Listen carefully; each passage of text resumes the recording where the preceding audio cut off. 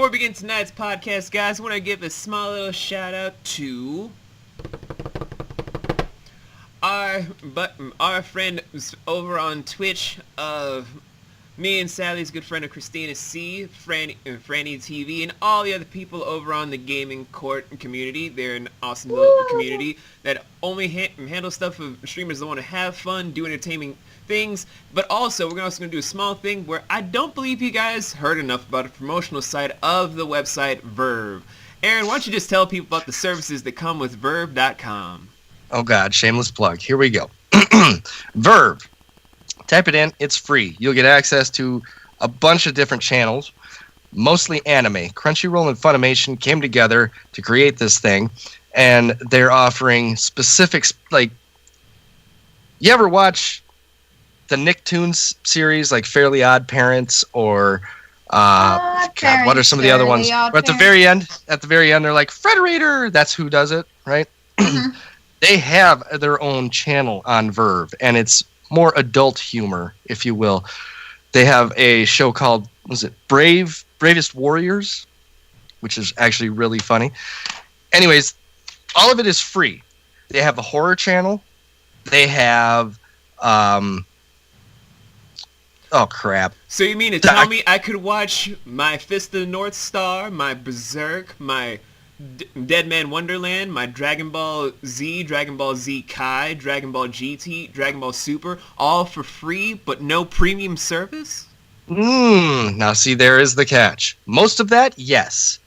Dragon Ball Super, yes. You can watch every episode free in subtitles. The dubbed versions, however, are coming out as the show airs, much like the, what is that called? Simulcast on Funimation and Crunchyroll happens. So the newest episodes, you would have to have a premium subscription on the channel for. But here's the thing. You don't have to order this whole big bundle where you get the whole thing for $49.99 a month. You don't have to do that. You can pick and choose. You can pick one channel, choose to subscribe to that channel for cheaper than what it actually costs to go to their own website and get that channel. So let's say you wanted Crunchyroll. Crunchyroll's what? I don't know. Is it $20 a month or something? It's around $20 a month. All right. So like you go on Verve, you want the Crunchyroll channel for premium subscription, it's $10 a month. So you mean to tell me that anyone at home could get either free-ish series from an older catalog, but if they want simulcast, they just have to pay a small little amount? Well, it seems like from where Sally's sitting on the table, Puma's agreeing with it because she's just swinging her tail in joy. So if you guys haven't already, go to Verb.com. We're not doing this as a promotional thing of partnership. And make sure you sign up for stuff of simulcasting right away. But in the meantime, roll intro. Growing up and growing old, don't you feel the time moving forward every morning when we rise? If only we could make it right before the sun says goodnight. Hello everybody, welcome back to What Grinds Their Gears, the podcast ran by, owned by, and handled by family. But also we have lawyers, but don't worry about the old ones. They were taken away by the shotgun of firing. Anyway, you guys know me, it's me, and unfortunately this is my last podcast as your old man / pervy host, because the pervert crown needs to go to somebody else now. I'm getting done with all the perverted jokes I could throw your way about insert celebrity I would want to do insert sexual things to here. That crown has to go to somebody else, unfortunately. So, looking on to the left side of the table, joining us tonight for the weekend team is, of course, my little big sister. I say little big sister because she's older than me, but she's a small little bean, and I love her even though she's several thousand years old. You wouldn't be able to tell because she still has a baby face of someone that's only 200 years old. She has one adorable cat, a wonderful husband, three secret lovers if you count Jason Derulo, an entire army of vicious minions that will probably tear you guys apart in the middle of a small little stream or whatever, of Sally. Sally, how are you doing this evening? I'm doing good. You know, I would love to take your pervert position because today during my stream on Just Dance, I thought, because it said like you've unlocked new titles for your dancer card, I thought it said you unlock new titties. So. Wow, a whole new set of titties. You just Yeah, I unlocked a whole new set of titties today and just strap those on. Yeah. And on the right of the round table for the weekend team, we have, of course, the man of myth, the man of legend. He is Daredevil every time it's Saturday, but Deadpool every Sunday. Wolverine / Andy Dufresne every Monday through Friday. He's an incredible husband and father. He's probably the only man to match wits with probably the smartest intellects in the entire known universe. We all know his name, but we all just call him by his title of Sir Hubs the Great. Hubs, how are you doing this evening? Oh, I'm doing great. One final thing, though. It's vrv.com. VRV. Oh. It's just pronounced verve. Okay. Don't quote me on the pricing, because I watch all the free stuff, and there's so much free stuff I don't ever have to pay for shit. So don't quote me on that pricing. But last time I checked, there was discounted pricing for each channel. So we're anyways, just trying to cover our bases. Yeah, that's now. how I don't want to get sued for false advertisement, even though we're doing it for free. So I know, right? But if you guys are wondering where's Britt or where's Jazz, well, Jazz will be joining us when we're recording all the stuff for you guys over in November, because you guys are hearing this when we're recording all this stuff in October. And Britt is in the middle of trying to make that money. Wait, V. Did you just tell everybody that we're time travelers? Of course we're time travelers, man. You can't do that. Blew our cover. God. But they already knew about the time travel from season 2. We went back to the 80s and 90s, guys. Secret's already out. They already know. I suppose, especially if they know I was born in the 80s. How could I be in the 80s at this age? They don't know about the other secrets, so shh. I won't tell them. So, I was born in like 1400, so I don't remember. Sally! So anyway, tonight we're handling 2 topics. We're going to try and get to the second one, but the first one we're going to be talking about are bad film movies and how film adaptations handle their comic book counterparts. This was a proposal idea set about thanks to Hubs here. So Hubs, why don't you just get us started? All right, I brought it up because I thought, well, I wanted to bash on Dolph Lundgren's Punisher a little bit more. I love Dolph Lundgren, don't get me wrong, but have you seen that Punisher movie? When I was a kid, it was awesome. But now as an adult, you're like, Let me put it this way. Thomas Jane's Punisher movie put Dolph Lundgren's Punisher movie to shame and made it look like he was on a kiddie playground, which I think is actually one of the scenes in that movie. Oh. Anyways. No. For real, though, I did want to talk. I don't feel that the cinematic universes of these superheroes do some of these superheroes justice when it comes to their powers and abilities. Specifically, I'm going to point out Daredevil. I could point out Wolverine. We could point out Rogue. We could point out Iron Fist, technically. Iron Fist. Yes, there's many. I want to start with Daredevil. And the reason I want to do this is because a lot of people love the show. A lot of people have started binging season 3 or probably already done with season 3. And they're thinking, man, he gets his ass beat a lot. Well, yeah, I mean, it comes with technically, he doesn't have healing factors. He's just a human being. But technically, he's a human mutant because of the accent he had as a child. Plus, you can't really have your hero be untouched. Otherwise, there's no tension. But well, then they're Batman. And then, it's just, they're Batman. And that's the DC universe, and we're talking right now about Daredevil. So, specifically what I want to bring up is his actual superhuman abilities and techniques. This man was trained by assassins. Okay? He is a ninja, basically. His hearing goes beyond that of just when you lose your sight, you learn to use echolocation and your senses are heightened. His senses are like super heightened. In the movie form of Daredevil, they did a better representation of how he actually sees, right? Using the echolocation, and it kind of splashes on the screen for an instant and then fades away. Well, picture him standing in your living room. What he can actually see with his ears is the room you're in, the street outside, the cars and whoever's walking on the block down from that street, go another block away, probably another block away. I would say maybe 2 or 3 city blocks this man can see standing in one spot with just his ears.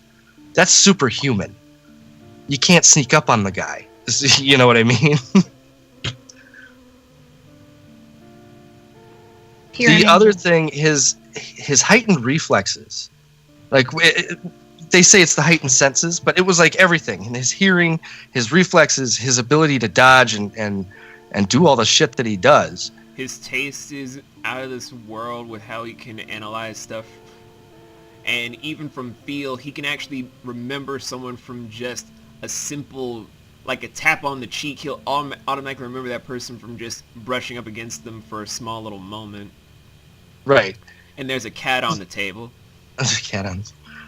So how they represent it in the show is more like, I get it. It's more down to earth. It's more relatable, you know. But they don't do it justice. Is I guess what I'm getting at. How do you feel about that?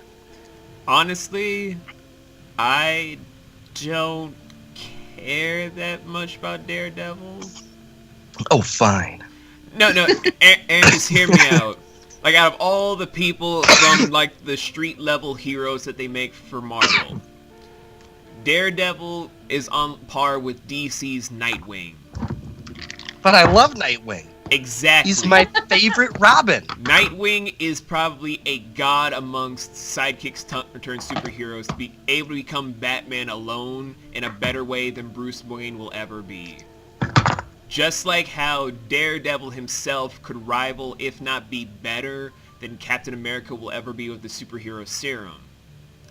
That being said, that's why I don't essentially care that much, because even if you downplay him, his strengths still outweigh most other heroes that are juggernauts in the sight of Celestials, in front of Heralds of Destruction, in front of World Breakers. Because it's like, you can worry about him being downplayed, but it's Daredevil downplayed.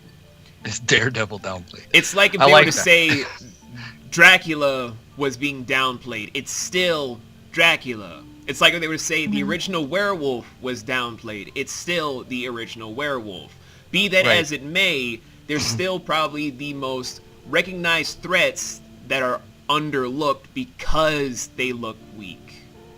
And the only reason I bring it up, I guess it started when the X-Men franchise started. My whole thing with comic book accuracies or them changing something. I don't mind if they change something. That's okay. I get it. It's a film, not the book, right? And at the same time, it started because, number one, these are my top 2 biggest, like, disappointments. Wolverine and Rogue, okay? You read any of the X-Men comics, you watch any of the cartoon shows or whatever. First of all, Rogue is not weak. Number one, Rogue is not weak. And I understand they never got to touch on that whole thing in the film series, because technically in the comic books, she steals Captain Marvel's power, which is why she's able to fly and where she gets her superhuman strength from. But why do you need that? I don't know. Why'd they put her in probably the second sexiest skin-tight outfit since Captain Marvel? So that's one. Wolverine's another. If you watch any of the freaking Wolverine movies, Logan, even Logan, okay, he can box. That's about it. He knows some basic, like, hand-to-hand combat. Are you fucking kidding me? The dude's a samurai. What the fuck? Well, he's been trained in several military martial arts. He was trained in ninjutsu, samurai, bushido. He's former Black Ops. The man is an assassin. Green Beret combat, as well as guerrilla warfare. The man is probably one of the top 10 most lethal combatants. He could probably kick Daredevil's ass without his claws. Okay, I mean, come on. If using the adamantium skeleton, okay, that wouldn't be able to hurt him. Like if you're talking like pre-adamantium, then I'd be like, Yeah, Daredevil would probably knock him out. But like, I mean, I think that's the biggest. Those two right there are my biggest. Rogue and Wolverine. Yeah, okay, Wolverine's badass because he's got claws and he can cut shit, but he can also fight, and he's smart. He has, he can strategize on the run. yeah, And I they never don't- understood why people forgot that. Yeah, those are my two biggest, like, urghs. Do you guys have any? Well, I don't think Sally's that big on superheroes, to be honest. Except for, like, The Flash, because Barry Allen in that outfit to her.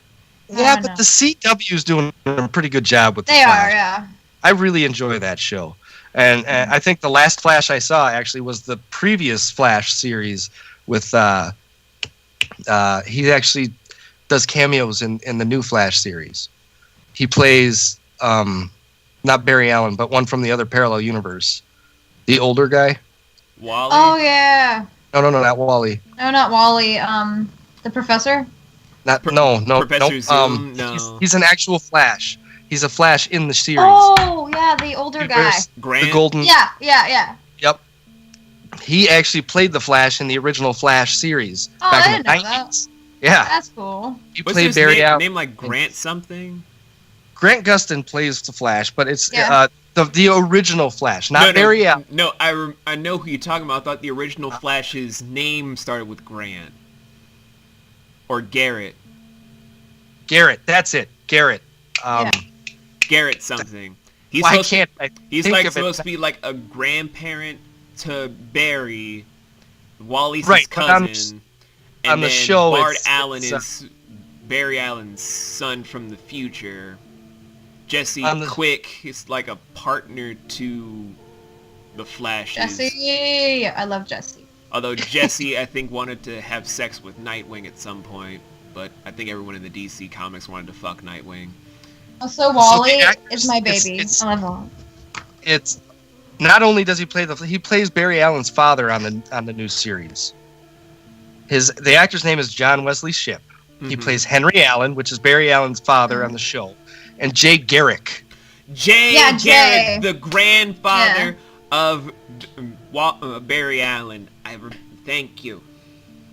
He plays the original Flash from the original 1990s series, which I thought was a really cool throwback to bring back some, as well as Mark Hamill plays the Trickster in the new Flash. But that's because he was the trickster. He was the Trickster in the original Flash, so I love it. See how they're doing it though? They're throwing it back, Yeah. right? But They're doing it right. But still, the question remains: does Sally like any superheroes to begin with? To be fair, I do like, I know this is DC, but I do like Gotham. But I like Gotham not because of Bruce Wayne or Batman. I like it for the villains and Commissioner Gordon and how they became who they became. That's But how I don't have, but I don't have a lot of knowledge because I never read the comics. Like, I don't know how that compares or what universe it's going towards, but... Well, I'll point out at least one thing for you, Sally. The whole backstory for Mr. Freeze wasn't made from the comics. It was made from the okay. cartoon show of the animated series. That's Oh. how they made Mr. Freeze a compelling sort of anti-hero, sort of villain. Because Okay. he's just doing That's it for what his makes- wife. That's what makes Batman's character special. His rogues gallery. It's And like, it without wasn't- that, it's just like, what is Batman? Right. A rich guy with like a lot of issues. But that's one thing DC did right over the years was with Batman. They took influence from outside material. Batman the animated series had heavy influence on the current comic book line that is Batman. It Right. gave us Harley Quinn. Yes, Harley Quinn originated on the animated series. What'd you say? Mr. Freeze on the animated series. He got a better backstory in that than the original one. He started off as just a 2-bit criminal that had no real reason to be who he was. He got such a good Bruce backstory. Timm got the new backstory. They were just like, my God. Well, not only that, but he got such a good backstory on the animated series, they made a whole movie out of it. You know? Yeah, but they gave it to Joel Schumacher. Yeah, well, can't win every battle, Lee. Jeez. I Anyway, do like the Penguin's backstory in Gotham a lot. I know it's different from like the other ones, but I love Penguin's backstory from like nothing from like basically a waiter to like becoming like the lord of the underworld, and then going to like being the mayor, and then going into the insane asylum, and then going back, and like his whole cycle. And I like how this one wasn't walking around like a really, really fucked up in the head penguin that just got knocked on the head from being an A. Yeah. Can I drop something on you though, quick? Yeah. So, in Tim Burton's movie Batman, do you remember who plays the Penguin's parents? Oh no. Oh, isn't it the same guy that played the dad in Gotham? Yes. No. Yeah, I remember hearing about that. That was really cool. It is it Paul Rubens? No. Yeah. Is it Paul Rubens? It's either Pee Wee Herman or Paul Rubens. I can't. Are they the same person? Pee Wee Herman was not there for that. He was not there to get a paycheck that quickly. No, it was Paul Rubens, who is Pee Wee Herman. Yeah. Is the Penguin's father, not only in Gotham, but in Tim Burton's Batman Returns. Yep. Which is kind of cool.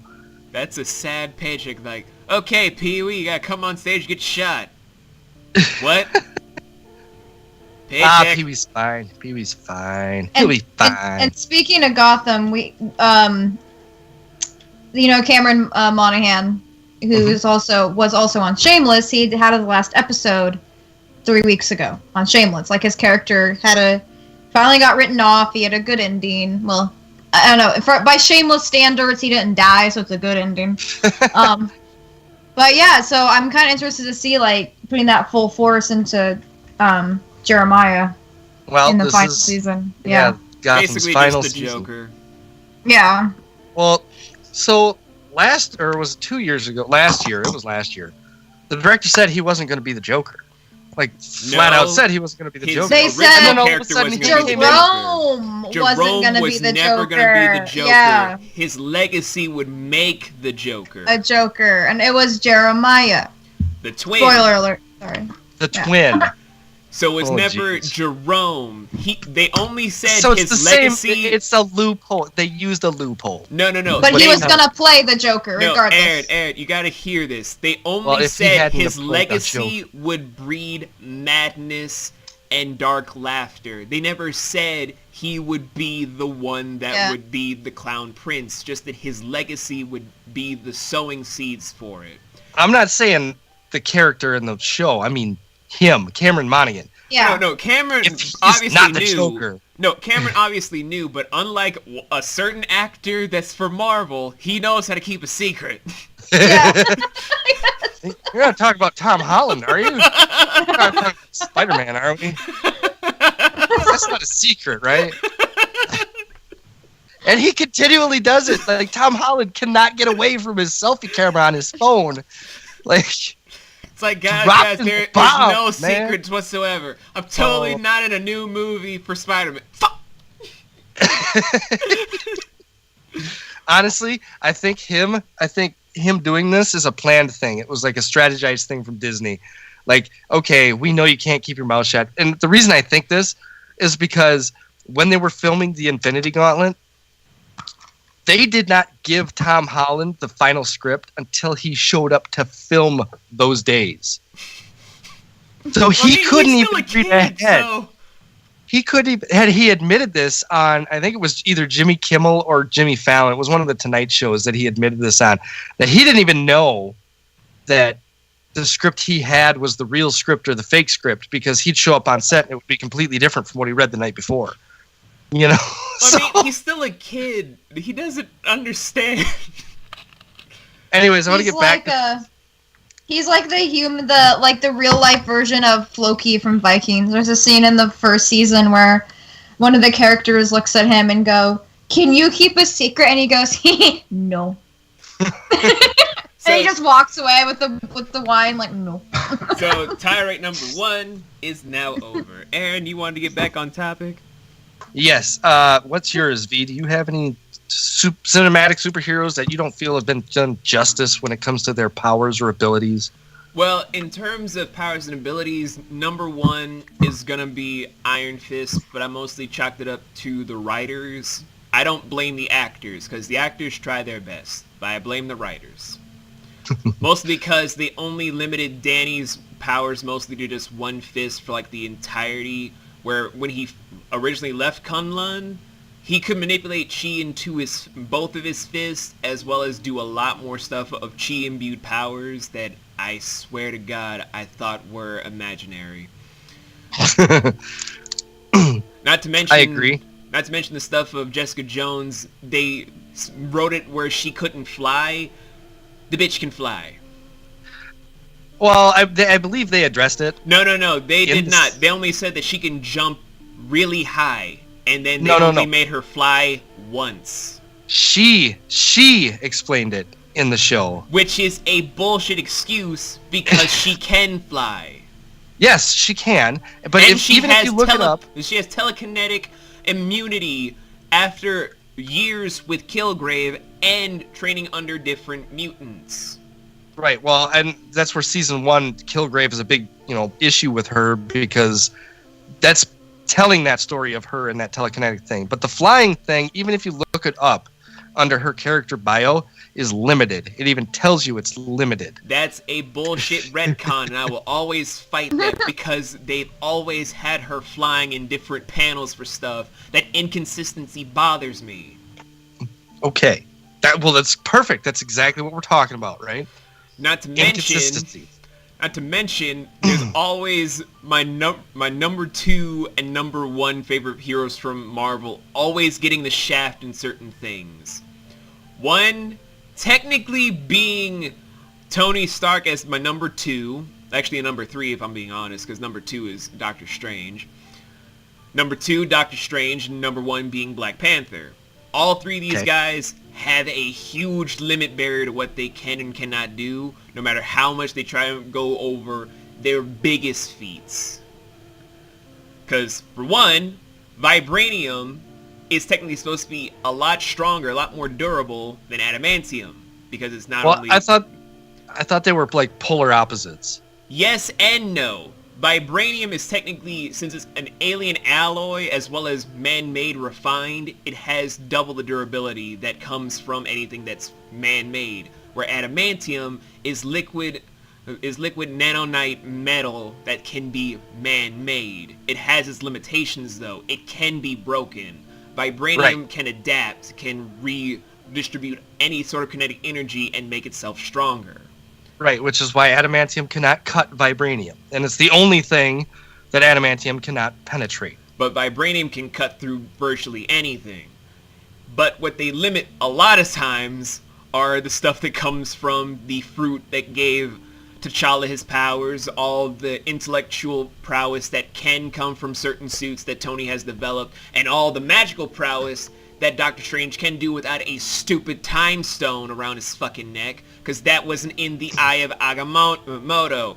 But I'm going back into me when I was 14, just raving and ranting over what they could or could not do, and I don't want to go back to him. He's a very angry man. You're absolutely. I loved the Doctor Strange movie. I liked it a lot, but they really did not do him justice. Right? It's like he went from Doctor who hurt his hands to, oh, I have a time stone. I can do things now. And then all of a sudden in Avengers, Infinity War, he's like this strategist who knows all. Which would... When the fuck did that happen? Well, where was that when the time he was trying to do the whole finger-tutting bullshit? Because he doesn't finger-tut. He says stuff backwards. But you know what I mean? But again, like, we're not going to age 14 V. That guy is dead. He had an overdose. He's dead now.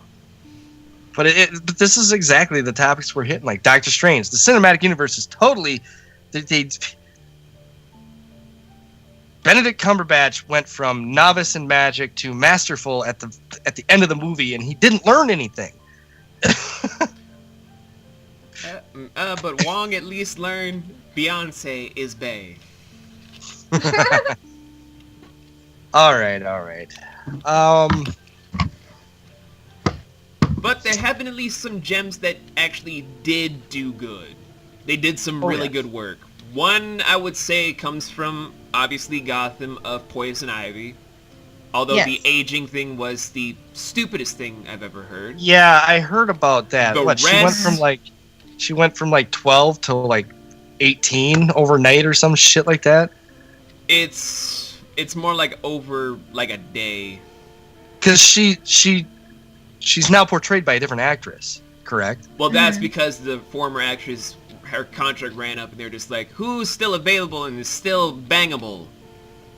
You were in you were in like a CW show, right? Yeah, I was in that awful show called The Tomorrow People. You want to get a show that's actually good? Well, did they at least explain it, like why she aged? Yeah, one of Dr. Hugo Strange's patients had the ability to, like, when they touched you, would like age you instantly. It was like instant death, and like she was caught spying. And she kicked him away before she could die. So when she woke up, she was like 18, 20. Okay. Yeah. Well, at least they tried to explain it, right? I mean, it wasn't like, what is that, Last Man Standing, where they replaced the actress completely and we're just like, oh, you're tall and have blonde hair now. Right. Like, yeah, but at least they kept, like, Ivy's whole thing as kind of believable to what she was. She wanted to be a botanist. She wanted to do many things to help the green, where I always was looking forward to her teaming up with Swamp Thing, because that was like my OTP for like the longest time. Her and a man that's working for the green. Maybe she'd want the long green because she wanted to have the green experience. I wrote like a huge not safe for work comic about this. Oh my gosh. But they did right by Ivy. They did wonderfully by Wonder Woman for certain parts, except for controlling lightning. That made no fucking sense. Jason Momoa. I'm hoping they do well with him as Aquaman. Do you need an like an icy cold shower over there, Sally? Yeah. You mentioned Jason. I'm sorry. It's a name. Jason. Press X for Jason. Jason. Like, from just those three alone are, like, good examples from DC. From Marvel, there's Luke Cage, because he's bulletproof. He's super strong, super durable.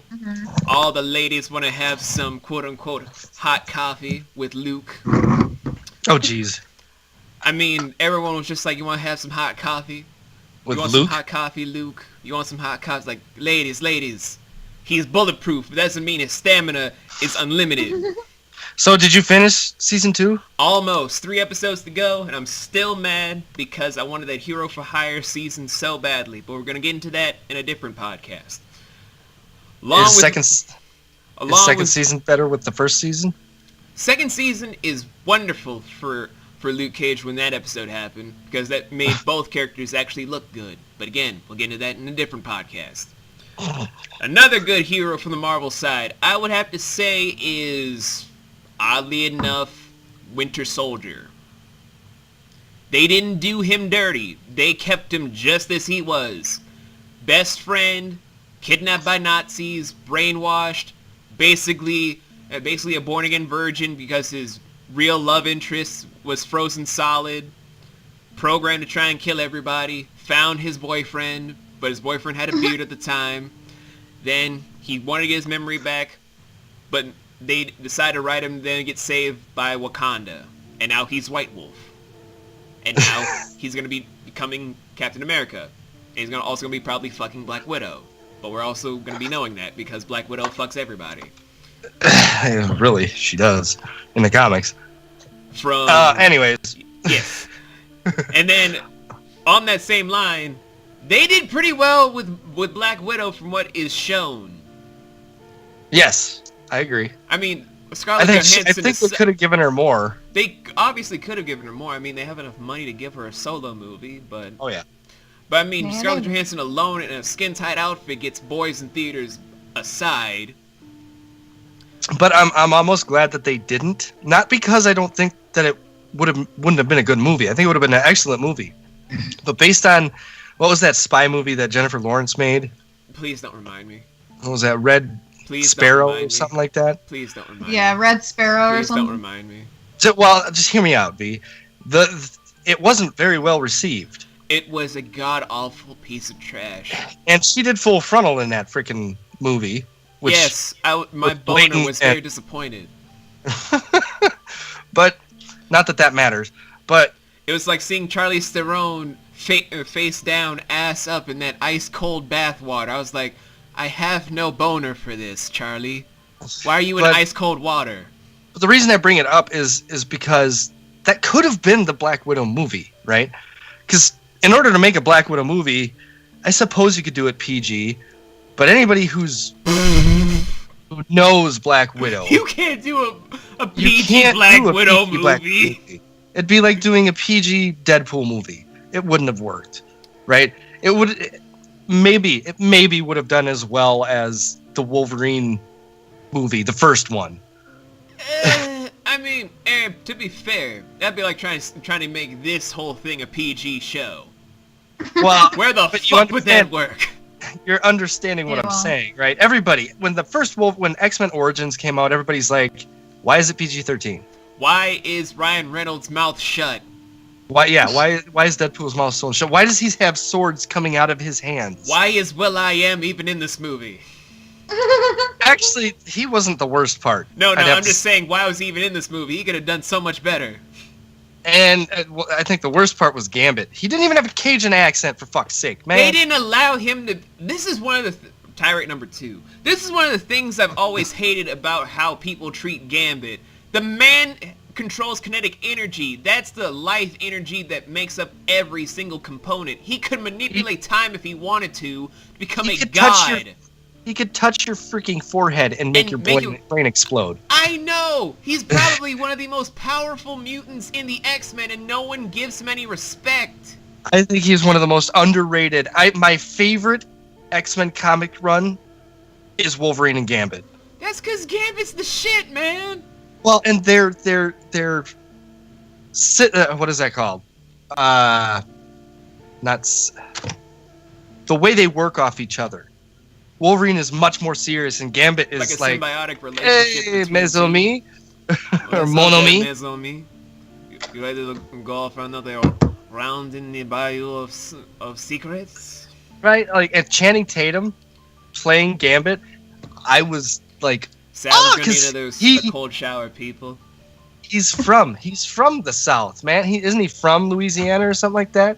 He has the Cajun accent down pat. Like, Oh, sure. now I have to look it up. I just falsely said something. Can he But I have bring heard home all Channing- the ladies with all of their Cajun accent?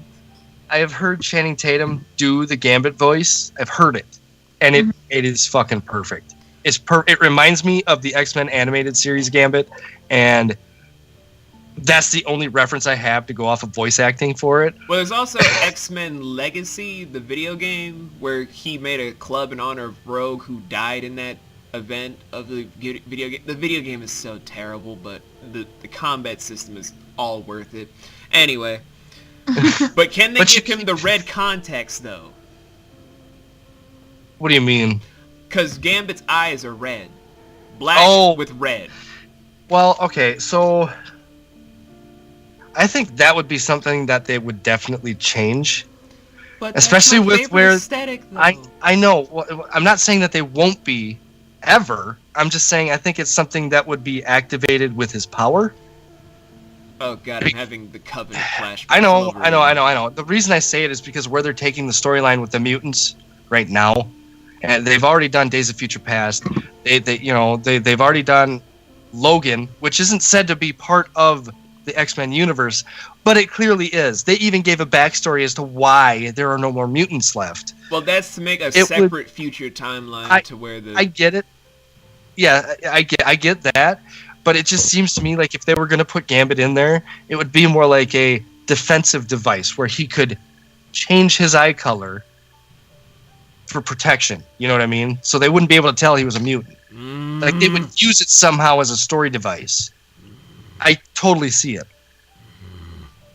Like anytime his eyes would glow black and purple like that, it would only be when his powers are activated. Black and red. Well, it's disputable. No, Magenta. I've seen... I'll settle on magenta. Alright, fine, magenta. I'm kidding. But anyway, Tyrant number 2 is now done. No, not done, because they so underdid Gambit. No, I'm kidding. We're done. We're So, we've found a few gems. Oh, he was born in Alabama. Channing Tatum was born in Alabama, which is really close to Louisiana. So It's a little close, but we've found some gems. We've dug up the terrible. All in all, guys, comic book adaptations are hard. It's not It's not like trying to do something of like trying to do something mythological, which we've covered a lot. If you guys haven't seen those podcasts, they're like in a giant playlist. Watch all of them. I'm not even trying to be so promotional. If you guys are really trying to see us talk about supernatural stuff, you can get to find a little bit about Sally's backstory, but not the entire backstory. Don't ask about what happened in 1632. Anyway, we don't talk about that ever. No.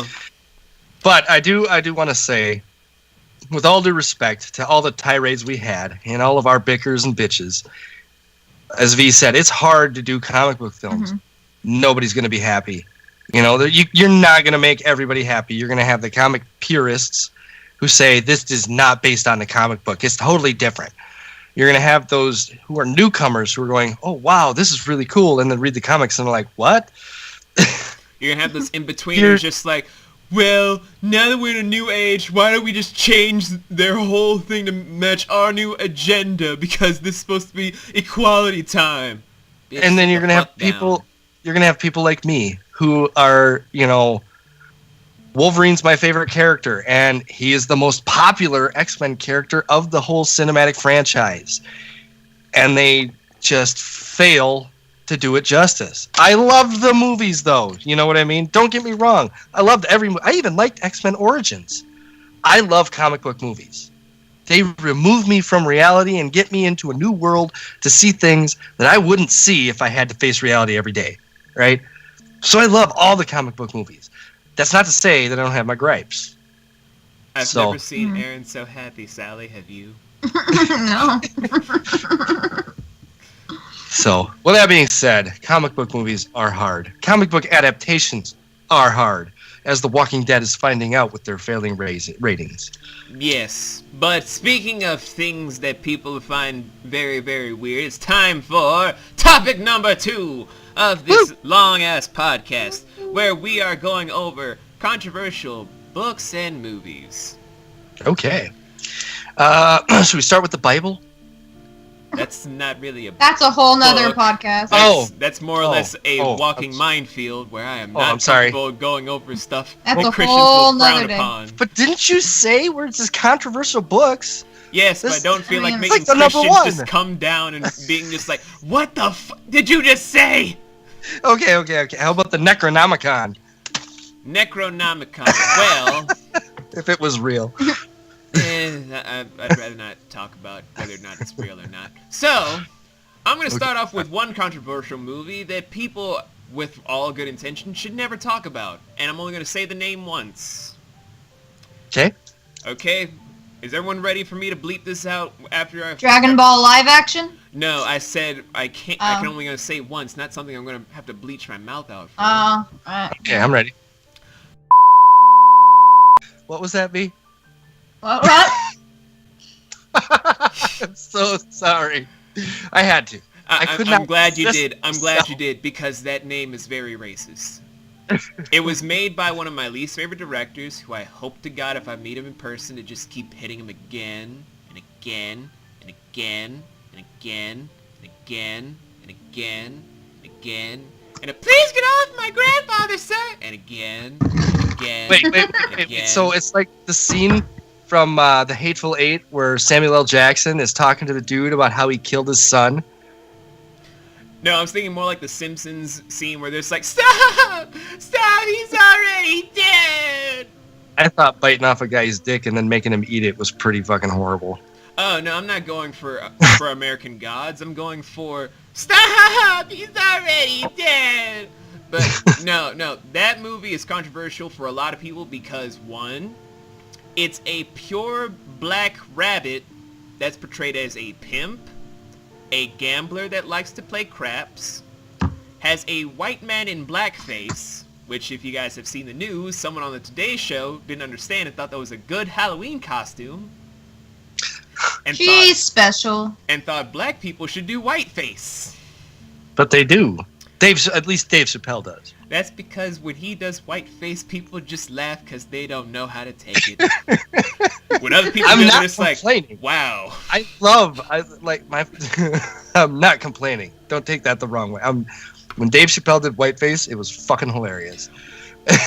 Yeah. And just like when he did the blind black supremacist, or a white supremacist. I'm sorry. He didn't, because he didn't know he was black. That's all hilarious, because that's actual humor taking jabs at all sides that know that argument. Right.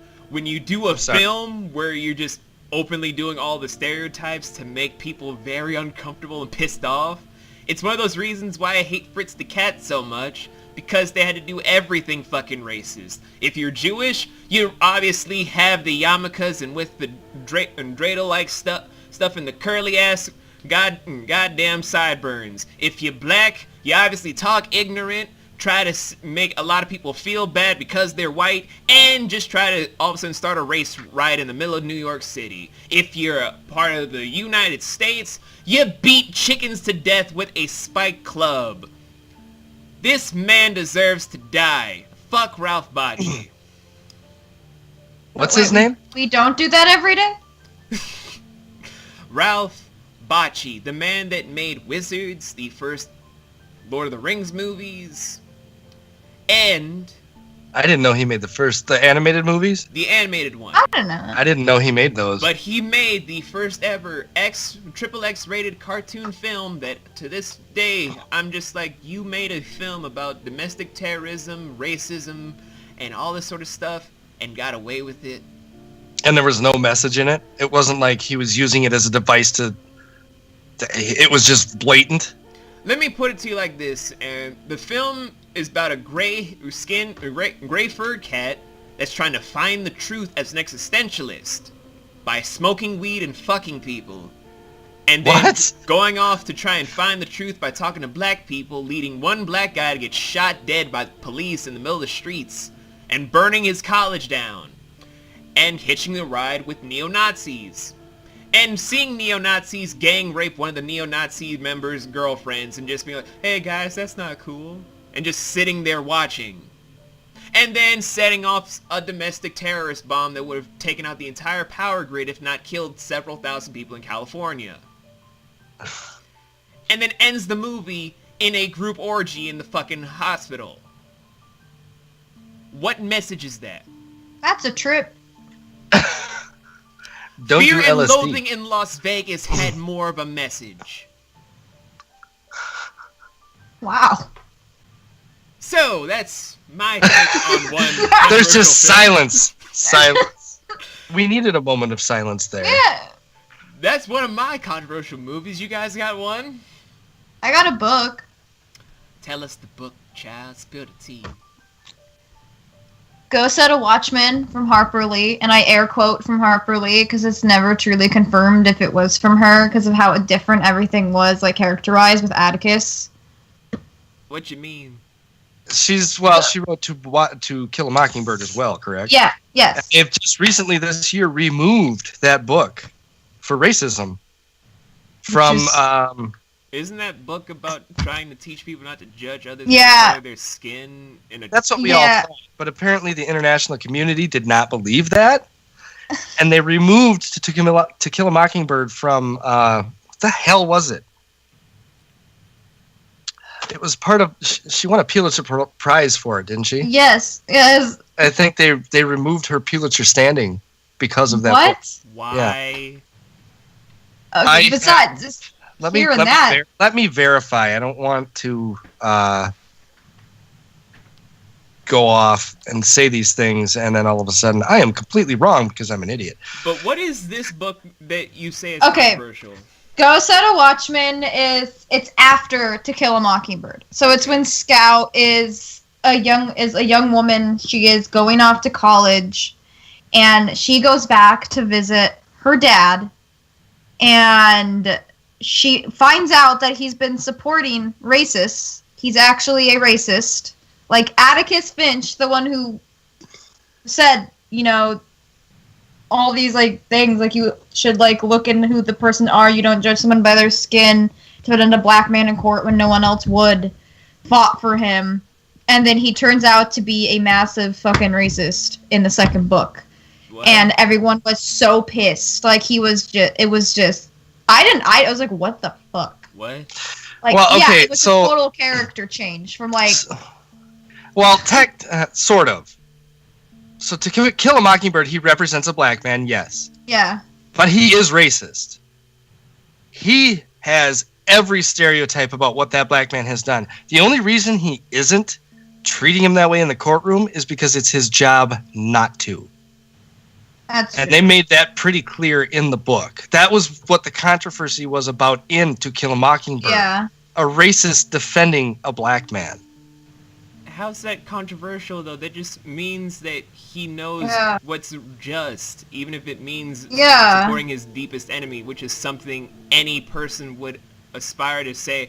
That's something that everyone should be doing now. I don't get how that should be taken out and why a Pulitzer Award should be taken away. I'm verifying it. I'm not saying that it was. I'm verifying it right now. Well, Aaron it was in the news because it was the 50th anniversary of the book. Yeah. Right. Or something like that. And there was a big to-do about it, and there was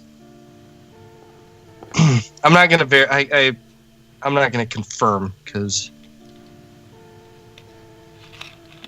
But for from Scout's point of view, from never really hearing her dad say anything bad about really anybody else, to hearing him say all these racist things when she's older, and him trying to set her up with this equally racist guy, and it was just very. But there's also controversy in it because it was found years later after To Kill a Mockingbird, and it wasn't truly finished, and it was after she passed, it was magically finished, and then her name was slapped on it, and they sent it off. So that's where it's not actually, people aren't calling it official. Because they don't know if Harper Lee actually wrote all of it. Oh. Yeah. Well, while Aaron is fact-checking, I think I got one more. This comes from my original neck of the woods of Serbia, where I've talked about this movie a lot of times as one of the most you should never watch this movie ever in your life ever category. Okay. A Serbian film. I might have heard of this. That is. Do you have to bleep it out? No, that's the title of the movie. A Serbian film. It's a movie about a retired porn star being told by a company that they want him for this very, very expensive experimental film. The film that he's filming inside the movie of Filmception is where he's first fucking a girl, they hand him a machete, and he has to chop her head off and keep fucking her. Then, they decide to try and get him into some more stuff by showing him where they first have this lady deliver a beautiful baby. Then the man fucks the newborn baby. That's gross. After which, they decide to drug him up a lot for certain other scenes where he's done a lot more fucked up stuff in between jump cuts, where they're just like, okay, it's the climax of the film. Take all these drugs for this next thing. He's then in the middle of doing this new sex scene where it turns out he was fucking his own, young son, and another guy was fucking his wife with bags over their heads. What? After which, he then decides to try and get rid of the guy that was setting up the whole film project, where he basically skull fucks him to death. So you're telling me don't look this up? No, not at all.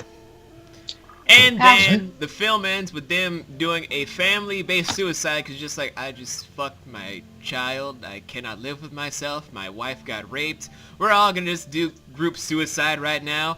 Bang! And then they just, and then like this new film company finds their dead bodies, just like, okay, you fuck the kid, you fuck the other 2 dead bodies, and the movie ends. You mean like bang bang? Sorry, I'm trying to interject some comedy here. Dark, you got really dark here, Beard. Yeah. I said controversial for a reason. This is like in Deadpool 2, where he's like, "You're so dark." You're part of the DC universe. And I love dubstep. But I mean, I said controversial movies, and this movie was super controversial. People have seen this movie, I don't know how many times. It's still on YouTube for some fucking reason, where people It's can called watch what? it. A Serbian film? Yes, a Serbian film. As he looks it up. Oh, I have heard of it. I have heard of it. Okay, so I think the reason I've heard of it, a couple years ago, what is that guy's name? Lars von Trier made Nymphomaniac. I mean, Nymphomaniac isn't that bad. What? Nymphomaniac isn't that bad. No, I'm not saying it's bad. But when it came out, there was this whole like inrush of top 10 movies with real sex in them.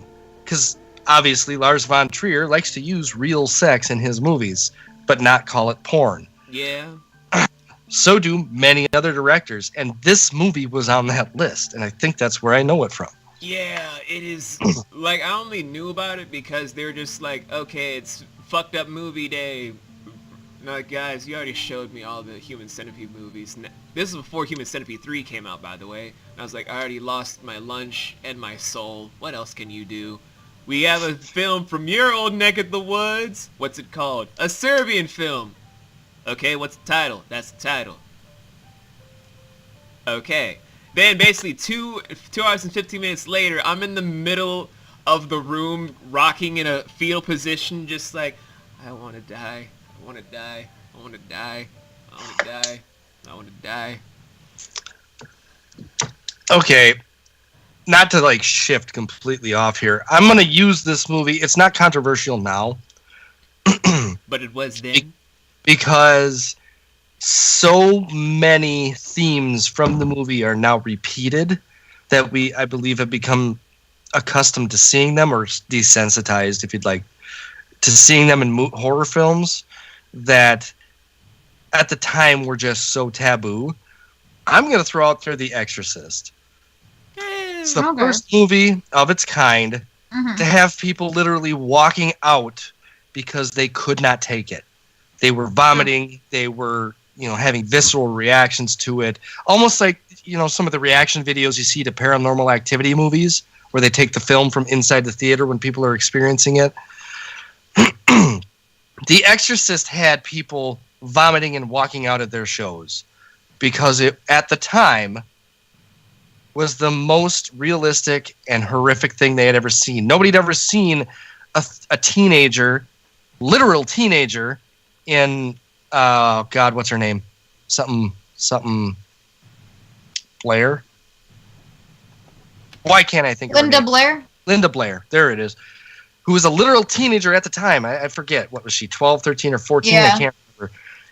12 to 14. Taking a crucifix, stabbing it into her vagina, and saying things like, fuck, shit, cunt, you motherfucker. That's not normal masturbation for everybody? Your mother sucks cocks in hell. Yeah. That's not normal masturbation? I don't know. I thought it was normal. I don't know. So I'm going to throw the topics and the themes that were used in that movie for the time were controversial, and I love it.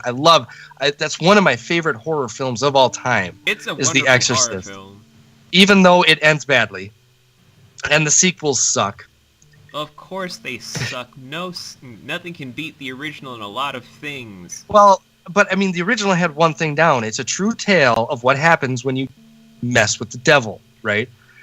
Like, you know what? I'm not gonna interject with the real life story. Well, they don't ever tell you, right? They don't ever tell you in the film, but they leave the little black faces, or not they're the black screen with the white faces. You know what I'm talking about? Yeah, that's clips. Like there'll be a scene, and then it'll be like in Fight Club when they do what does he call it?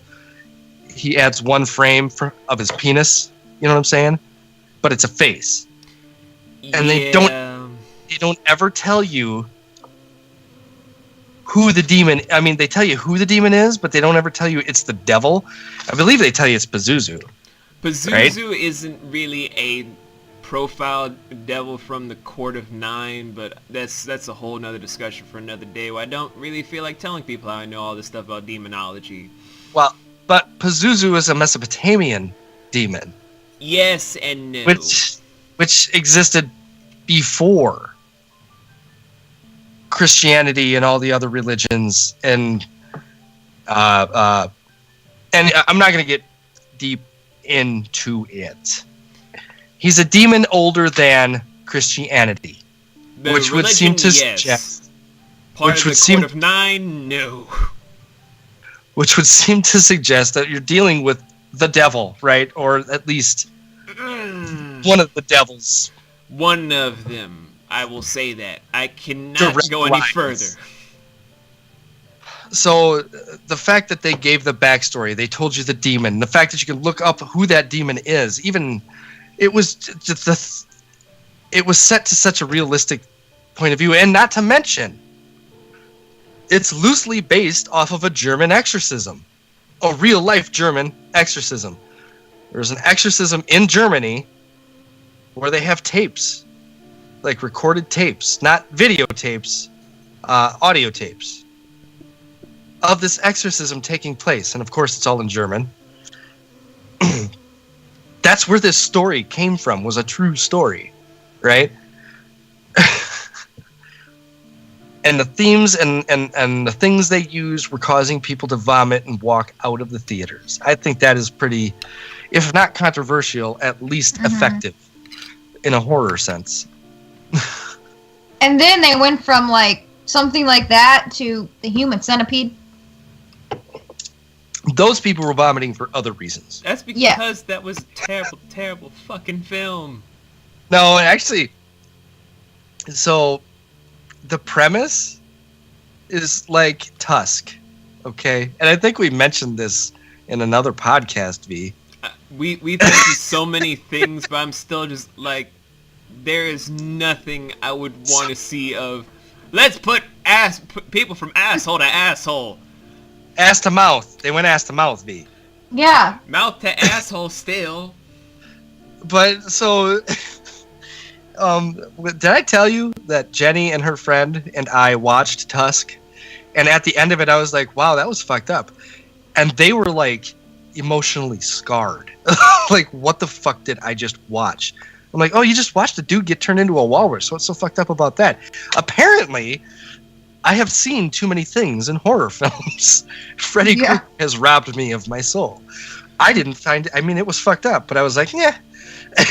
On the fucked up scale, Human Centipede and Tusk are about the same level to me. Oh, that's fine, Aaron. Anything to me is just like, is it a Serbian film bad? Well, no, but exactly. Now sit the fuck down and watch this shit. Oh shit! This is way off topic, but has anybody seen Trans-Siberian? It's got Woody Harrelson in it. I don't know who else. I can't remember. It was a while ago that I saw it. But it's a psychological thriller, and it's actually a really good movie. Just thought I'd throw it out there. I'll definitely give it a watch, but from all the stuff we can list about controversial movies, there are a lot of controversial books. God knows there are a lot of controversial books. Like, if people remembered The Jungle Book, there's always the prequel book about When the White Man Cometh, about an Indian man that just gave up into European rule. That was sad and depressing. I mean, like the sequel they're making to the live-action Jungle Book, Mowgli? No. It was there's just so many controversial stuff that we can go over that to this day I'm still just shaking my head at this. Like, I do this for a living to review stuff, and I won't even touch this. And I make a lot of dirty jokes for a living. Well, not for a living? Really?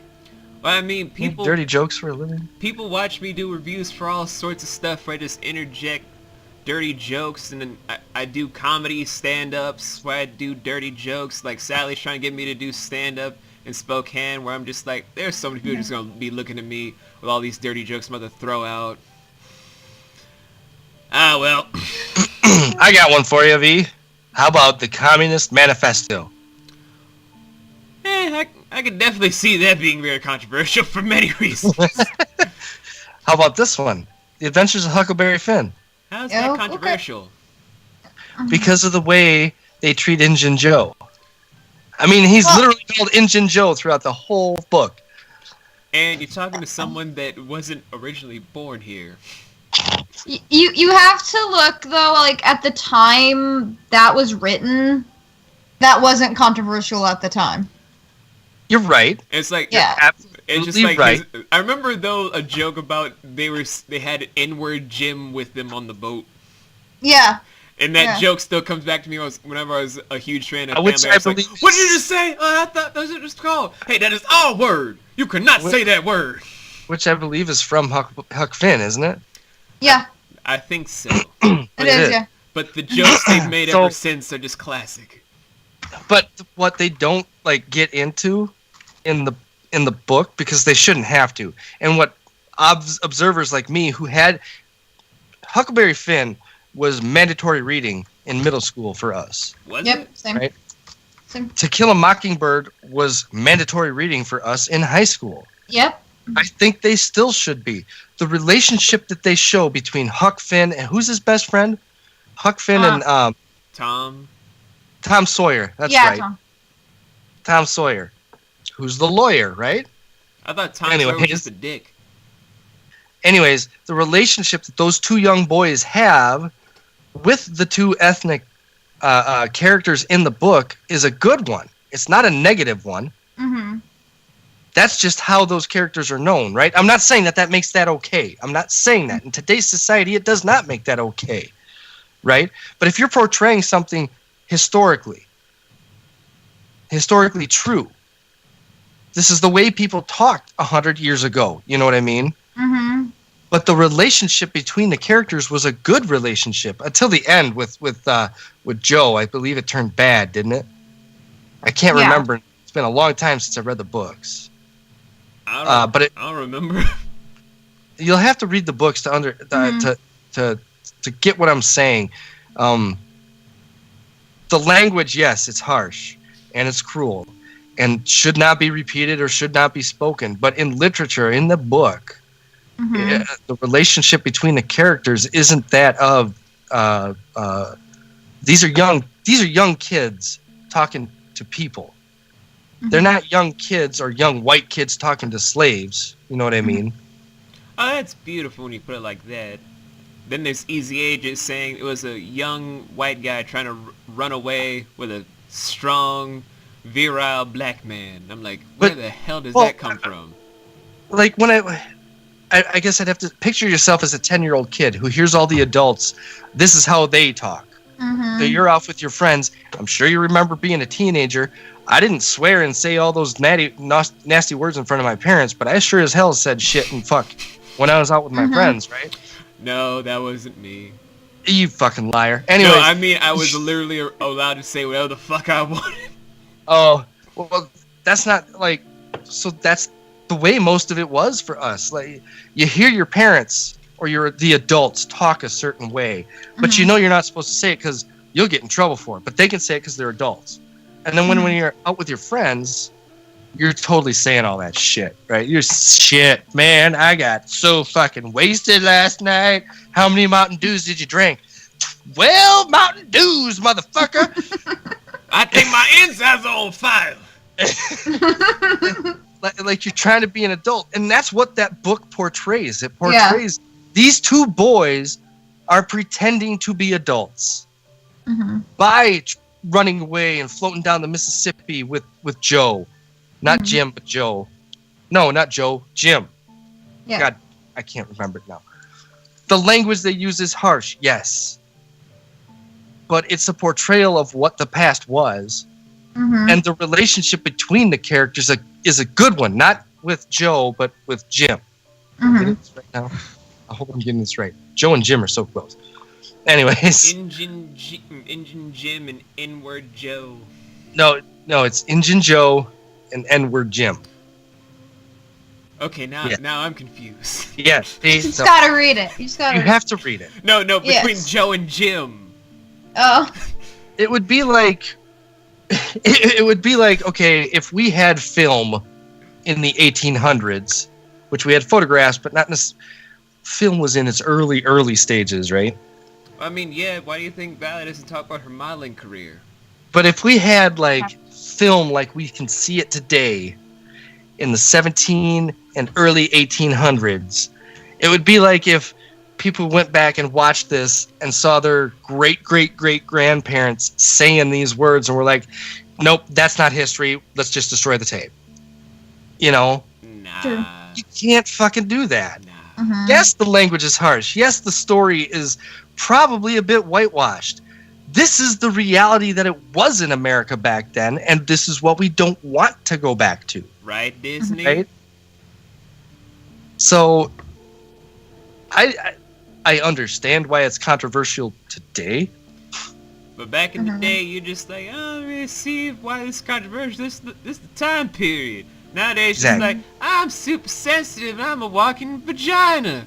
Exactly. And with that, I can understand why it's controversial. I'm a walking, dry, very, very PMS vagina. Not a moist, ready for anything vagina. Leave my vagina out of this right now, okay? Oh, jeez. Jeez, alright? I think I just saw something that I haven't seen.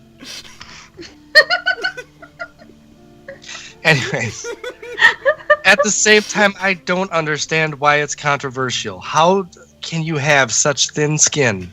Yeah. Yeah. Here's another one. I'm going to throw out another one. This one could last us the rest of the time here. Are you ready? I'm ready. The Origins of the Species by Charles Darwin. Yep. Oh, evolution. Yes. Yeah. We are not going over what evolution versus religion is. Because one, we've already established we only have 3 rules on the show. Number 1, incest is not wincest. Number That's a 2, good one. we don't do politics. No. Not even if we're paid for it.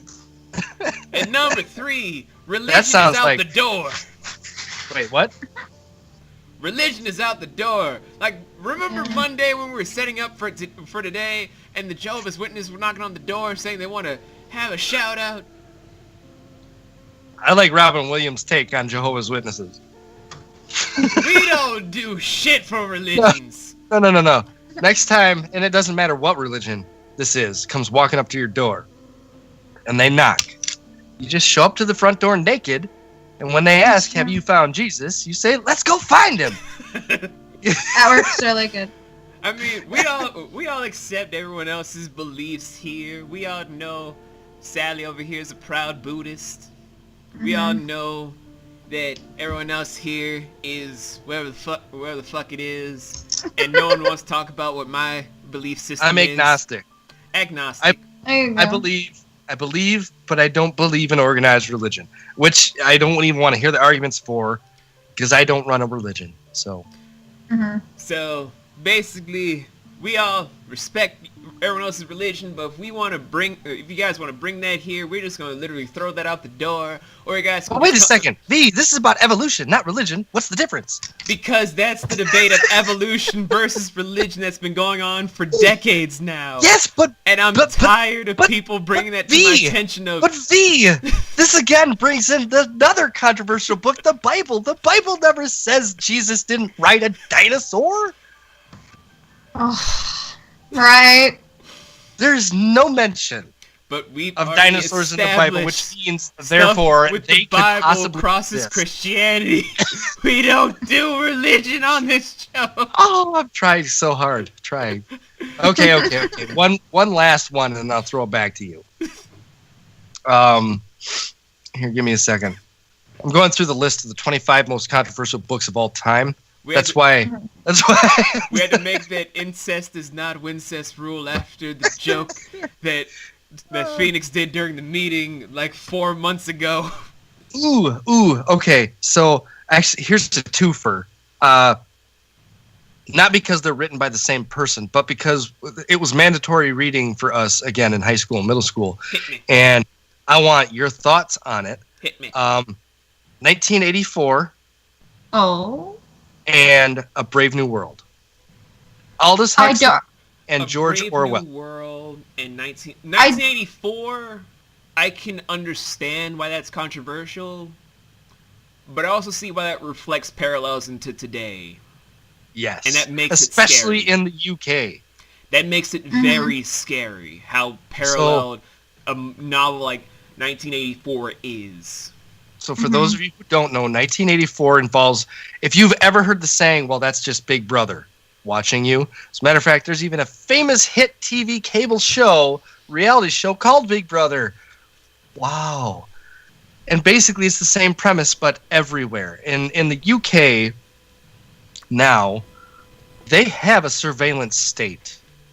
They have cameras on every street light, every stop sign, every street corner.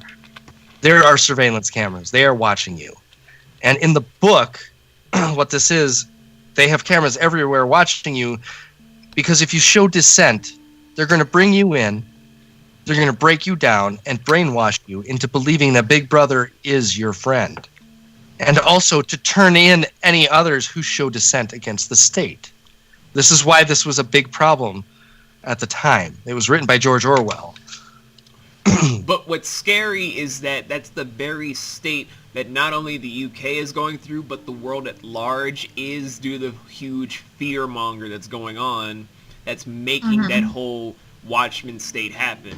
This is not a political thing that we're going into. It's a literal thing about the consequence of what terror and fear does to people, where they just feel like they need cameras everywhere to surveil every single person of interest, whether they're innocent or actual people of guilt. And the reason I brought that up, because yes, V, you are right. And the reason I'm saying it's controversial, because at the time it wasn't like entirely wholly controversial. It was a little bit because of what it was bringing up with the the rise of the Communist Party and Marxism and things like that, right? Today, it's especially kind of, what's the word I'm looking for? If you read the book right now, yes, if you read the book right now, it would have so much meaning as to what the hell is really going on in the world today. When I read it in high school, this isn't the way it worked, right? There wasn't this surveillance state going on. There wasn't this people forcing you to make a decision based on what the current party is. I mean, and I was a kid, so maybe I didn't notice it. So maybe there were these influences that I didn't notice. It just seems like it's more political now. It's more, like V says, it's more tangible now than it maybe was in the 80s. When, well, actually the book came out in the 30s, I believe. It predicted what the 2010s would be before the 2010s existed. Yes, it was a mass prediction. As for A Brave New World, Sally, do you remember that book? Because I don't. I don't. Okay, so A Brave New World is actually another prediction of what the future would be like if we continued on the path of pharmaceuticals. So in A Brave New World, they have a drug which is called Soma, which is what everybody takes to feel good. You know what? Just quickly, let me look it up. The synopsis for it, or the summary for it, and I'll tell you. How about that? That works. Because both of these books are definitely worth reading. Both of these books will give you, you'll look at these books were written decades ago, before any of us were ever born, before anybody today was probably ever born. Well, okay, maybe not today, because I'm sure there's somebody that's, 100 years old. Anyways, A Brave New World. Go away, advertisement. I'm on the edge of my seat now because you just keep pausing. It begins in an uncomfortably sterile and controlled futuristic society commonly referred to as the world state. So we're united. We're a global union, okay? In an uncomfortably sterile and controlled futuristic society. We join this state as a story as a group of young students are receiving a factory tour of the London Hatchery and Conditioning Center. London Hatchery and Conditioning Center. Okay. From the center's director, whose name is the director. It's all a little creepy. The director explains to the students the process by which humans are grown inside bottles and then conditioned or brainwashed to believe certain moral truths. Think of We Happy Few, the video game, V. Okay, now I get where you're getting at with this book, and okay, I get it. Now I get it. I definitely. And get it. this book was written, I believe, in the 20s. I definitely get where you're coming from with this. Okay, now I understand. Now I definitely understand. And they use the conditioning forms that they use are hypnopedia, which is being hypnotized and learning, or sleep teaching. So the brainwashing through hypnotization and sleeping. And in order to escape from the harshness or the conflicts of your morality because of the brainwashing, they give you soma, which is a drug. I guess the way they describe it in the book, I guess I would call it Valium. So Joy from We Happy Few. Yeah, that's what I was gonna say. Exactly. Picture We Happy Few, and that's what this book is. Okay, I get what you're coming out with these two. Okay, now I get it. It's basically a combination about how a lot of things in the media are acting as if it's a sleep inhibitors to be mass propaganda thing about who do you want to support, who you want to do. And 1984 is supposed to be about the new surveillance feature that's going to be happening for us if more fear and terror is spread across on a global scale. I get what you're saying and why that's controversial back then, and why it's very haunting today, since it's kind of a huge wake-up call to what we're going through as a people, not only in one nation, but in several others. Because fear and terror are universal. Exactly. And they can be used. Did anyone feed Puma before she was put on the table? And they can be used to win elections. And what did I say about rule number 2? That's not religion. No, religion is rule number 3. I thought 1 was the incest one. 2 is politics. I'm staring off into space, V. I can't hear you. God damn it, you son of a... Well, all right. Well, so there's my books. We've had the books, we had the movies. Guys, we have to just be honest with you. Certain things are controversial for a good reason. The movies I stated are for a fantastic reason, in my opinion. Yes, they're fucking horrible. Those are horrific things that should never be seen by any human being. God, no. Books. And the books that I mentioned, they're controversial for different reasons. They definitely need to be read. They definitely need to be viewed because of what's happening today. However, there are books out there that should not be read for any reason. I can't think of any right now. Well, there's the whole thing of I didn't do it, but if I did, here's how I would have done it. Right? OJ's dumbass. Okay, yeah, there's one. Yeah.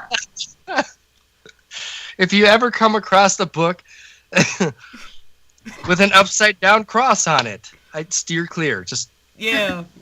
Probably not the best information in that book. Yeah, no. But yes, controversial things exist for a reason, whether it's to protect people from knowing too many good truths, or because they're fucking awful, and because certain people that are film critics want to basically assault someone until they're dead. Okay, so before we go further, I've got one more, V, and it's a film series. And it could quite possibly just be the worst, because it is exploiting upon the death of people. Are you talking about the Purge movies? I am talking about Faces of Death. We're not talking about snub film garbage that people just. But yes, technically they are snuff films, but technically they are not. Oh, torture porn. Because these films weren't actual filmings of murders or rapes, then murders. These films were taken out of CCTVs and live action footage that happened just on the spot and wasn't meant to be caught. And then somebody decided to capture all of those deaths. The little boy walking out in front of a train because his mother didn't pull his hand tight enough.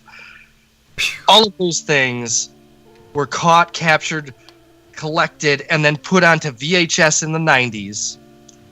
They slapped a label on it, called it Faces of Death, and then exploited those people's deaths for money. They made a snuff film, as V said, without breaking the law. Damn. You gotta love crappy disgusting. people. And we wouldn't have known about Faces of Death if it wasn't for the wonderful wife, aka Generous Jenny, aka the Generous Queen.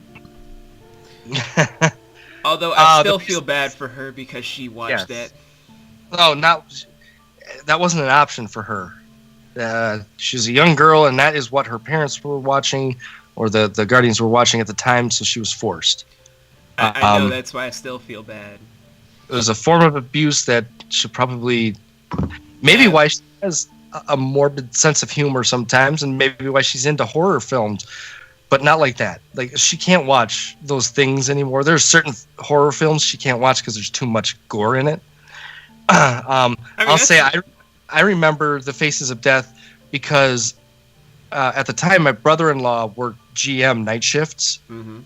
At General Motors on night shift. Yeah. And my sister would stay up late to wait for him to come home. Mm-hmm.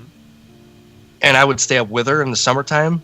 And these are the commercials that they would run past midnight, where like the Faces of Death or the sex hotlines, the phone lines.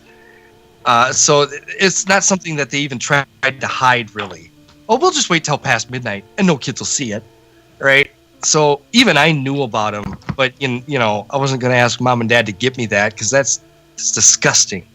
The fact that you're profiting off of these people's deaths, and then publicizing it and just throwing it out there for everyone to see, and then people like Jenny at a young age get exposed to it, not even of their free will. They're forced to being in to watch it.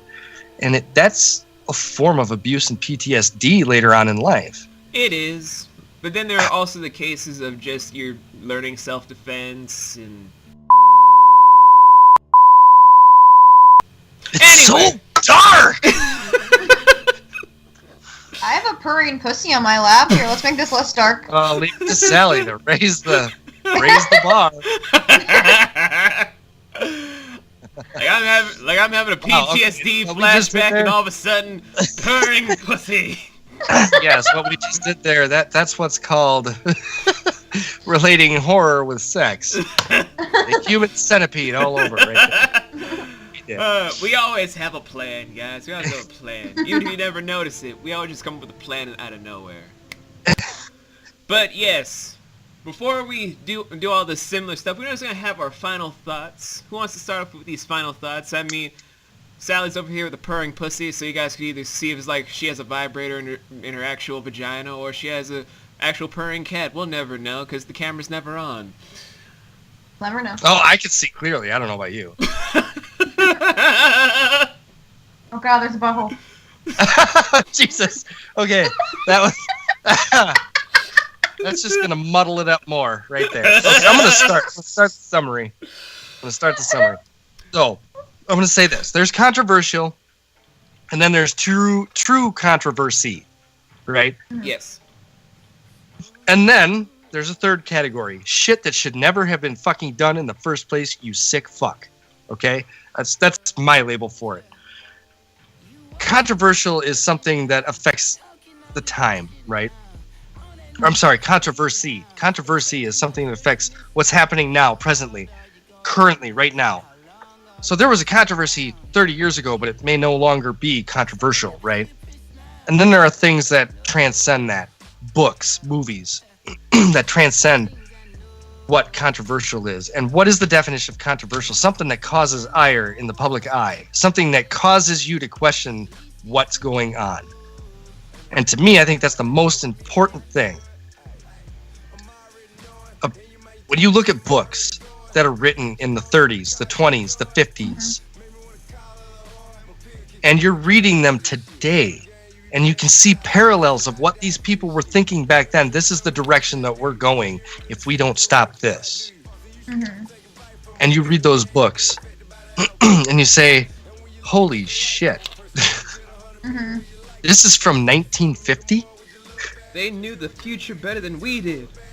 That may not be controversial, but that is certainly something you should be thinking about, right? When it comes to things like a movie, say The Human Centipede. Sick, yes, but still fake. And then you look at movies like The Faces of Death. Sick, yes, but fucking real and just sick. You shouldn't have never done that. Whoever made a profit off that, I hope they're burning and rotting in hell. That's disgusting. Why would you do that? That's not controversial. That's just sick. Yep. I mean, you if you're using your imagination and you're making a story up, it's one thing. When you're exploiting, I feel the same way about. Do you remember what is it? Girls Gone Wild? That was a thing in the 90s. It was a thing in like the late 80s, early 90s. Well, I would say like later 90s, early 2000s. Oh, it was present in 88, 89 actually. Just less commercials. Where basically it's a party boy going out to really drunken parties on spring break looking for girls to show their boobs. No, and turned it was amateur porn that they were just trying to have come up with a title with that they didn't have a title for until the 90s. Right. I learned that from one of my amateur adult friends. That's exploitation. That's exploitation at its finest. And it's disgusting. Yes. On a lighter note, though. Okay, I'm done with my summary. Controversy is controversy, and controversial is... What about the comics, though? What about the comic?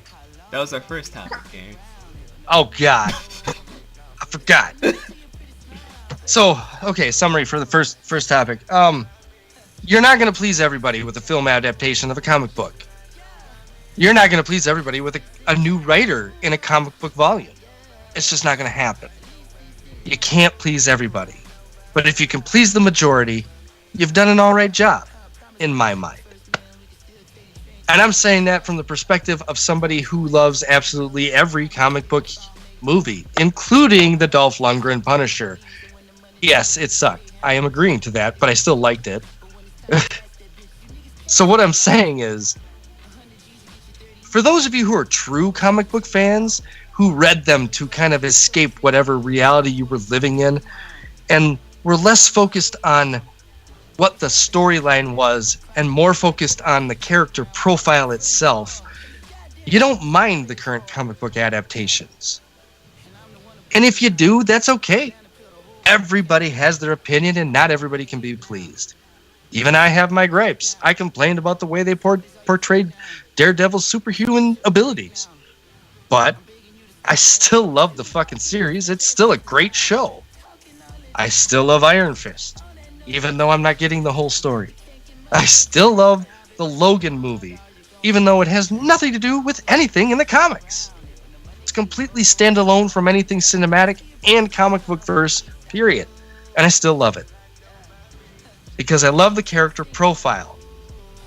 And that's what matters the most. His abilities, yes, Wolverine's a martial artist. He can kick fucking ass without his claws. In the movies, maybe not so much. But who he is what it is. The brooding character who's always, everybody who gets close to him dies. And that's something that follows him through the movies. And the way he deals with it, copes with it, and overcomes it. So now I feel like an editor because I just gave a really good summary. Yes. We're getting more and more professional each recording. Sure sounds like it. Sally, you want to go? It's pretty much the same as Aaron said, except I say with with a comic to like movie or TV show adaptation, or like from book to movie adaptation, I just feel it's really difficult because, like, for example, if you do like Lord of the Rings, for example, it was pretty damn good, pretty damn close. So that's why I always use that as an example, because it was pretty close to the book. There's no like alternate universes. There's no like 30 different ways you can. That's been written out. It's in 3 books and it's right there. Compared to like a comic where you have alternate universes, where you have crossovers, where some, you know what I mean? Like, it's a little bit more complicated than doing like a book series just plain written out and it's not messed with a lot. So that's where I do definitely agree. Like, as long as you get the essence of the characters and you stick somewhat to where the storyline you're trying to do, I don't see anything really wrong or why people get upset about them. But that's my on it. Well, I guess that leaves me, because after this podcast, I'm just the old young man in the room. So, for the comic book adaptation thing, like my sister and brother have said, it's going to be a difficult thing, but I will say this. There are ways to do something where it can be damn near perfect. There are ways to do it. It just has to take someone with a lot of passion, a lot of heart, just not only view it as a filmmaker, but as a fan. To do something beyond the Call of Duty, to just say, I'm going to give this not only for you guys, but for myself to have pure pride in, because I've done the research, I've done all these things, because it has been done before in just making animated series. We were blessed with that in the 90s and the early 2000s, and we can damn sure do that with live action. That has always been something as a measurement where I'm tired of people saying that we can't have a good adaptation, because it can be done. We just need to have the time and energy to make good directors to do that, instead of tearing each other down. We're trying to build ourselves up to do so. As for the controversial stuff, I'm going to be honest with you guys. I could list a million controversial things that deserve to be controversial, and a billion things that are just controversial because people just want to keep certain truths hidden. With that being the case, a lot of people want to just say that controversial things need to be erased from history because we don't want to have that history touched. But that's never been the case. Things that have crossed the line need to be known, as I've said before in different opinion videos. Whether someone, something, or some event has done something that has made the whole world shift on its head, the minute something goes wrong, now that we're in a paper skin society, we all just want to shove it under the rug. But I don't want that. I get angry and mad at these things that still exist because I still have the right to have emotion about this, because it's still released to the public. It's still here, so I can know how to make sure that doesn't exist for the next generation, for my kids, for Aaron's kids, aka my nieces and nephews, for Sally and her husband's future adopted children, for Britt's daughter, aka our niece, for every one of our future nieces and nephews, my future grandkids or great-grandkids, Aaron's future grandkids, great-grandkids, and so forth and so on. To know what has come before us that has crossed that line or has gotten too real for us, we need to have that in reality so that we know how to better set an example for the generation to come. Because without that knowledge, we can't grow as a society. We can only drive ourselves backwards. Can I add to that, V? Yes. I want to add to that. Because, and I'm going to get I'm going to get real serious right now. If we snuff out everything that we thought was controversial, we wouldn't have Martin Luther King Jr. Nope. we wouldn't have Malcolm X. We wouldn't have Muhammad Ali. We wouldn't have people like my grandparents. My grandfather fought in World War II. He fought against the Nazis. My wife's father was in war overseas. And when I look on TV, or I can look outside my window and see Nazis, neo-Nazis, walking down the streets of America, and I know the history behind it, not only because I was taught in school, but I talked to my grandfather, the stories that stick with me. He was a medic, and he drove the Jeeps. You know, he'd drive the Jeeps and they'd pick up, and they had M16s in the cabs, right? But it's not like they were holding on to these M16s while they're driving through these battlefields. Right. And he could tell me the stories of him. They're on their way to do, you know, they're en route to a site to pick up somebody, and then he's talking to his friend about how they're going to do this when they get home, and blah, blah, blah. And the next second, his friend is gone. On top of what I know the Nazis did with experiments in eugenics, which, for those of you who don't know, look it up. And the devil doctor, I can't fucking remember his name, is it Himmler? Yeah. Yeah. Heinrich Himmler. Doing experiments on twins and fetuses. Yeah, I heard a lot about that from my grandpa Cosmo, who I will say publicly used to be part of the KGB.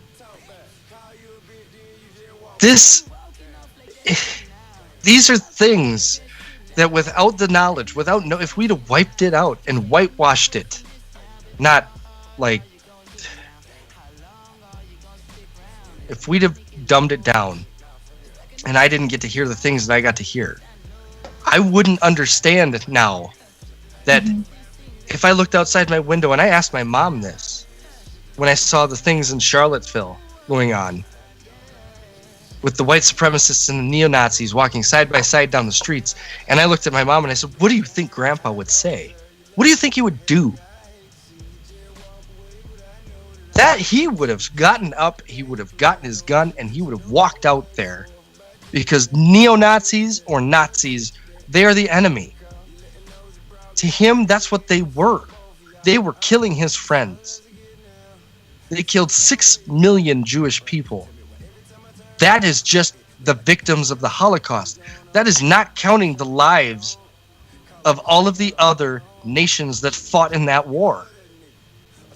You cannot eliminate controversy, because when you eliminate controversy, when you eliminate history, you repeat it. And it doesn't seem to matter to some people, because we seem to doomed to repeat history no matter what. But I, for one, am against that. I would like to see us go in a new direction. So that was my addition to V. And I'm sorry I got serious there, but I feel very strongly. I mean, Aaron, to be fair, I did get a little serious when I got to my part, so it just kind of helped complement the whole. I wasn't. thing. I mean, normally I'm not serious. That's all I meant by. Oh, I know. We don't normally get serious. That's why it makes the moment seem a lot more impactful. But yeah, everything you said is dead true, and I totally agree with it. And without, even if the literature is something, I mean, there are limits. There are definitely limits. Like, I will not say, let's make a remake to a Serbian film. This time, right. showing more newborn porn. Exactly. I'm like, what the fuck? No. That And I'm sure newborn baby had nothing to do with this penis. I'm sure that like okay. I don't know if I'd count it, but like what was that? Mein Kampf, the whole Hitler thing when he was in jail or whatever. I don't know if I'd go as far as to say let's eliminate that from history, but at the same time, I think we should maybe hold it up and be like, okay, we'll look at it. Let's not have this guy come back from the dead, okay? Right, yeah. Like, yeah, you see him in his vagina stash? But I also understand that if I'm sitting here saying, I don't believe in burning books, and I believe in, history and learning from the past, I understand why somebody could make the argument, well, then you got to throw Mein Kampf in there, and that has to be part of history as well. I totally understand and I get that. It's hard. It's hard to understand, especially when you're a young kid nowadays trying to fucking focus all of this into succeed. You're born, you're supposed to go to school, you're supposed to do well and succeed. Well, how do you succeed in life? Well, if you're born into a white family, you already have a leg up in America. Right? Sad but true. Mm-hmm. If you're born into a wealthy black family, you have a leg up. Maybe not as high a leg up as the white family, but you've got a leg up. If you're born in the projects and you're anything but white, and I'm sorry, you either play basketball or football. And we don't even want to go into my childhood, because God knows that's... Lord, y'all gonna be trying to send me letters just like, why are you still alive? How are you still alive? What the fuck did you have to go through to come here? And how come no one has ever found out about this secret? I don't feel like going through all that with you guys. Let's just say my life is fucked. Alright, enough seriousness now. Oh, right. We have a letter from one of the new people from the legal team that works with us. She's now our new lady of HR. What's her name? Her name's Rachel. She apparently from sent... Friends? Huh? Oh, no, Like from Friends? no. Rachel was the lady that sent, every girl host of the podcast, the premium Bad Dragon dildos. Oh, that was great. It was a weird I experience. love you, Sally. I saw, one shipment was going to Jenny Whatever. for some reason. I was like, what the fuck? We have a cat in a box. She's been on the table the entire podcast, man. Just so you know, that's a cat trap. Sally, I want you to try something. You have to take some painter's tape or masking tape and just make a square on the floor. I've done that. Just spit on it. Alright, so here's another one. This is one my sister taught me when I was younger. Ace bandages? Yeah. The stretchy bandages? So take one. You don't even have to wrap it tight. You just wrap it around their midsection and watch what happens. Oh my god. Anybody listening, do not take that advice. Do not do that. It's funny, but it has a lot of controversial advances for controversy. But from Rachel from HR, she wanted to say, congrats on season 3, guys. Love the hard work. But she only has one note of a complaint for... Actually, it's for you, Aaron. Oh. I am not surprised. She's wondering why no man nipple this season. Oh, well, because nobody can see it anyways. Apparently, Rachel from HR is a huge here, spot. You want me to start doing the dance? Apparently, Rachel from HR Hike up is a huge thought, though. She is that hobo over there. Does she have a counter? Girl, leave her alone. Does she have a male counterpart? Well, there is Ben down in the mailroom now, but all he's doing is trying to sell amateur porn. Yeah, but wasn't he stalking Sally for a while? No, that was Keith, but he got the shotgun of firing. Yeah. Ben is trying to sell lesbian porn. All right, I got a topic for next time. People whose names are just evil.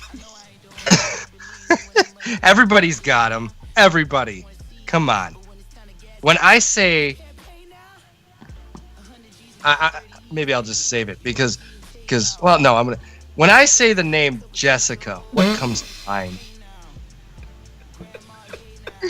Anybody? All I think when I hear Jessica is either the one girl that's just I had 5 guys once. I want Sally's thoughts, B. I want Sally's thoughts. Or the one just like, I shoved someone off a cliff once. Like, those are the Jessicas I know. Come on. Sally, tell me. All the Jessicas I knew were like, throughout school at least, were like super like innocent, like, and they were all Mormon, and they would all have like a Bible study, and it was like Jessica A, Jessica C, Jessica F. Yeah, it was like a literal like Jessica group, Mormon Bible. I don't know what the fuck was going on. So they end up as sister wives. Pretty Probably. much. I don't know. It's like, I have him Monday, you have him Tuesday, you have him Wednesday. Group orgy on Saturday. Oh, controversy at its best.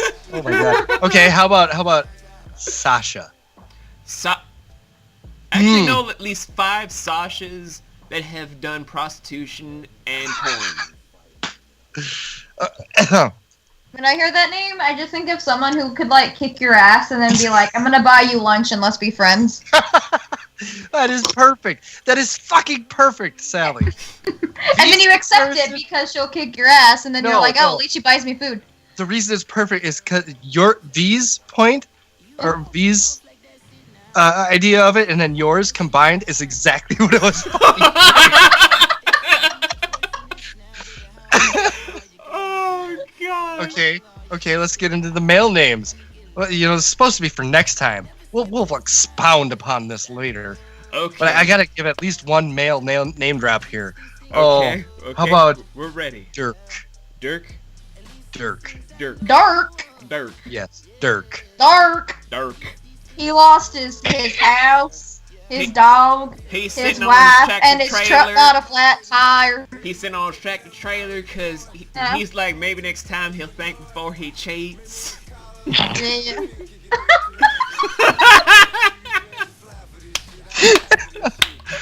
Oh, we're terrible. We are so fucking terrible. Oh, no. There are a lot worse I could have done. You want to know how bad I could have gone? Here's the joke. Got money on my mind every day. Please don't play with mine, put it in the bag.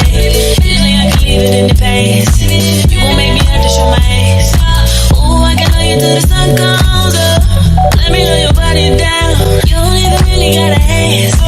I'ma love you better than the rest. Got me like, ooh, say something, say something, say something.